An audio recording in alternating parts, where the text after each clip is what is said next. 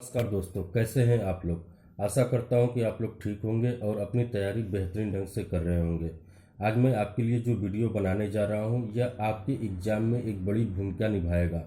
मेरा आपसे यही रिक्वेस्ट है कि इस वीडियो को अंत तक ज़रूर देखें। हो सकता है ये वीडियो आपके परीक्षा में बड़ी सहायता करे और आप अच्छे नंबर ले आएँ। वीडियो स्टार्ट करने से पहले आप सबसे निवेदन है कि आप इसे सब्सक्राइब करें और बेल आइकन पर क्लिक करें, जिससे आप हमारा लेटेस्ट वीडियो आप तक आसानी से पहुंचे। चलिए स्टार्ट करते हैं। देखिए, हम यहाँ पे जो आपको ट्रिक बताने जा रहे हैं वो सीटेट यूपी टेट प्रतियोगी परीक्षा पास करने के लिए एक शानदार ट्रिक है, क्योंकि इसमें माइनस मार्किंग नहीं होती है और ये ट्रिक वहीं पे काम करेगा, उस परीक्षा में काम करेगा जहाँ पे माइनस मार्किंग ना होती हो। जैसा कि पता है आपको, सीटेट यूपी टेट आपका 150 क्वेश्चंस आते हैं। यहाँ पे हमने जो सब्जेक्ट लिया हुआ है वो हमने हिंदी, संस्कृत, बाल विकास, पर्यावरण और गणित लिया हुआ है। इसमें आपकी संस्कृत की जगह और भी अदर लैंग्वेज हो सकते हैं, वो आप अपने हिसाब से कर सकते हैं। ये केवल एक एग्जाम्पल के लिए है कि आप इस ट्रिक के थ्रू जो है आप अच्छे नंबर कैसे पा सकते हैं। हमारा मेन पर्पज यही है कि आप जो है यूपी टेट और सी टेट में अच्छे नंबर लेके आए, ना कि केवल पास करें। और जो ट्रिक हम आपको बताने जा रहे हैं वो आपको 20 से 30 एक्स्ट्रा नंबर देना ही देना है, बिना क्वेश्चन को सॉल्व किए। चलिए स्टार्ट करते हैं। जैसा कि हमें पता है कि 150 नंबर का आपका क्वेश्चन है, तो 30 नंबर हिंदी से आते हैं, 30 नंबर संस्कृत से, 30 नंबर बाल विकास से, 30 नंबर पर्यावरण से और 30 नंबर गणित से आते हैं। इस तरह से ये आपके कुल 150 नंबर के क्वेश्चंस आते हैं। तो चलिए स्टार्ट करते हैं। देखिए, यहाँ पे हिंदी में आपको 30 नंबर का दिया हुआ है। देखिए, होता क्या है, बेसिकली आप जब कोई भी एग्जाम देने जाते हो तो उसमें से कोई सब्जेक्ट ऐसा होता है जो आपका बहुत ही मजबूत होता है, काफ़ी अच्छी तैयारी हुई होती है, और कोई सब्जेक्ट ऐसा होता है जो आपका वीक होता है। तो इन 150 क्वेश्चन को सॉल्व करने के लिए आपके पास टाइम भी काफ़ी कम दिया हुआ होता है। तो इसलिए आप सबसे पहले उस सब्जेक्ट को सॉल्व करो जो आपको सबसे अच्छे से आता है। हम यहाँ पे मान के ये चल रहे हैं कि आपको हिंदी सबसे अच्छे से आता है, उसके बाद संस्कृत, फिर बाल विकास, फिर पर्यावरण और फिर गणित। मतलब गणित देखिए जो है कि नॉर्मली 50% से ज़्यादा लोगों के समझ में नहीं आता है और ये एक कठिन सब्जेक्ट है। तो इसलिए हमने जो है कि आपको पहले बोला कि जो चीज़ आपको सबसे ज़्यादा और सबसे अच्छे से आती हो उसको आप सबसे पहले सॉल्व करो। ये ट्रिक नंबर 1 है। ऐसा ना हो कि आप मैथ लेकर बैठ गए और आपका पूरा का पूरा टाइम आपका मैथ खा गया। आपको ये चीज़ करना ही नहीं है। आप लास्ट में मैथ को सॉल्व कीजिए जो आपका टाइम बचा हुआ है। तो आपने हिंदी सॉल्व किया, संस्कृत सॉल्व किया, बाल विकास। मान लीजिए कि आपको हिंदी अच्छे से आती है और आपने हिंदी में 25 नंबर के क्वेश्चन सॉल्व कर दिए। आपको संस्कृत भी अच्छे से आती है, आपने 20 नंबर के सॉल्व कर दिए। बाल विकास भी आपने 20 नंबर का सॉल्व कर दिया। पर्यावरण हम मान के चल रहे हैं कि आपने 15 नंबर का सॉल्व किया, और गणित आपने 10 नंबर का सॉल्व किया। मतलब कि आपने इतने नंबर के क्वेश्चन सॉल्व कर दिए। ये आपके कितने होंगे? 25, 40, 40, 80 और 10, 90। मतलब आपने 90 नंबर के क्वेश्चंस जो है सॉल्व कर दिए, आपको जितना टाइम दिया हुआ है। ये आपको आते थे, आप इस पे कंफर्म थे और आपने 90 नंबर का क्वेश्चन सॉल्व कर दिया। देखिए, आपको यहाँ पे करना क्या है, आपको वही क्वेश्चन सॉल्व करने हैं जो आपको आते हो। जिसमें आप कंफ्यूज हो आप उसे छोड़ दीजिए।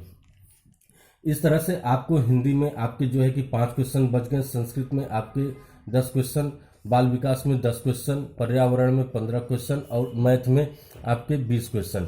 हम ये एक एग्जाम्पल लेके चल रहे हैं, ये नंबर कुछ भी हो सकता है, इसलिए आप इस चीज़ को ध्यान से देखिएगा।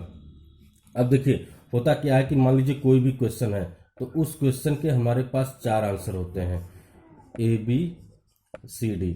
इस तरह से ए बी सी डी आपके पास 4 आंसर होते हैं। मान लीजिए आपने हिंदी में जो 25 क्वेश्चन सॉल्व किया या संस्कृत में जो आपने 20 क्वेश्चन सॉल्व किया है, मान लीजिए इस 25 क्वेश्चन में आपने ए नंबर के 8 क्वेश्चन, 8 MIR सीट में आपने 8 पे टिक लगा दिया। आपने बी पे जो है वो 7 पे टिक लगाया हुआ है, और आपने सी पे जो है कि 5 पे टिक लगाया हुआ है, और आपने डी पे जो है वो आपने 5 पे टिक लगाया हुआ है। या हम ये मान लेते हैं कि आपने इस पे जो है कि आपने 6 टिक लगाए हुए हैं और इसमें आपने 4 टिक लगाए हुए हैं। एक तरह से आप देख लीजिएगा कि आपने ए बी सी डी में सबसे ज़्यादा किस पे टिक लगाया और सबसे कम टिक किस पे लगाया हुआ है।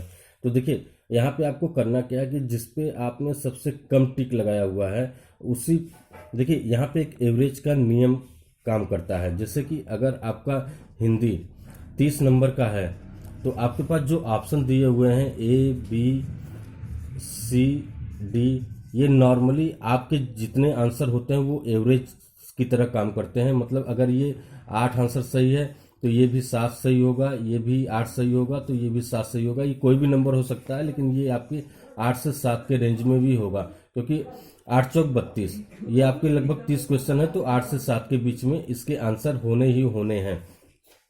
तो इस तरह से आप देख रहे हैं कि इसमें ए में तो आपने 8 सॉल्व कर दिया है, बी में 7, सी में आपने जो है कि लगभग 6 क्वेश्चन सॉल्व कर दिए हैं, लेकिन डी में आपने सबसे कम 4 क्वेश्चन सॉल्व किया हुआ है।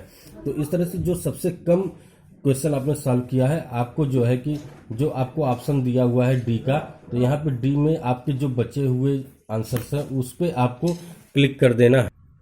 तो जैसा कि यहाँ पे आपको एक चीज़ यही देखना है कि आपने सबसे कम किस ऑप्शन पे टिक किया हुआ है। जिस ऑप्शन पे आपने सबसे कम टिक किया हुआ है, जितने भी क्वेश्चन आपके बच रहे हैं, 5 बच रहे हैं, आपको 5 जो है उसी ऑप्शन पे क्लिक कर देना है, मतलब उस पर टिक लगा देना है। इस तरह से जैसे हिंदी में आपके 5 क्वेश्चन बच रहे हैं और डी में आपने जो है सबसे कम टिक किया हुआ है तो डी में ही आपको टिक कर देना है। ठीक इसी तरह संस्कृत में जो 10 क्वेश्चन बच रहे हैं, आप वहाँ पे ये देखिए कि आपने कौन सा ऑप्शन सबसे कम टिक किया हुआ है, आप उसी को टिक कर दीजिए। इसी तरह से बाल विकास, पर्यावरण और गणित में भी आपको यही चीज़ करना है कि जो ऑप्शन सबसे कम आपने टिक किया हुआ है उसी ऑप्शन को आपको टिक करना हुआ है।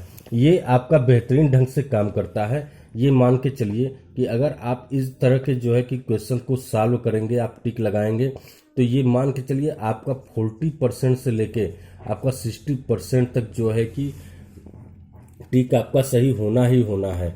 मतलब आपने 90 क्वेश्चन तो पहले कर लिए, लेकिन जो 60 क्वेश्चन बच रहे हैं उस पर इस ट्रिक से आपने टिक लगाया तो आप ये मान के चलिए कि आपके 25 नंबर से लेके आपके लगभग 35 नंबर तक सही होने ही होने हैं। तो इस तरह से आप अगर इसमें 25 नंबर भी जोड़ देते हैं तो ये आपका 115 नंबर। मतलब आपको यहाँ पे कुछ भी नहीं करना है, बस आपको जो क्वेश्चन आ रहे हैं उसको आप सॉल्व कीजिए। बाकी बचे हुए सारे क्वेश्चंस को आपको केवल टिक लगाना है, वो भी सब्जेक्ट वाइज। पहले आप हिंदी देख लीजिए कि सबसे कम टिक किस में लगा है, उसी में आप टिक लगा दीजिए। उसके बाद अगला सब्जेक्ट, उसके बाद अगला सब्जेक्ट।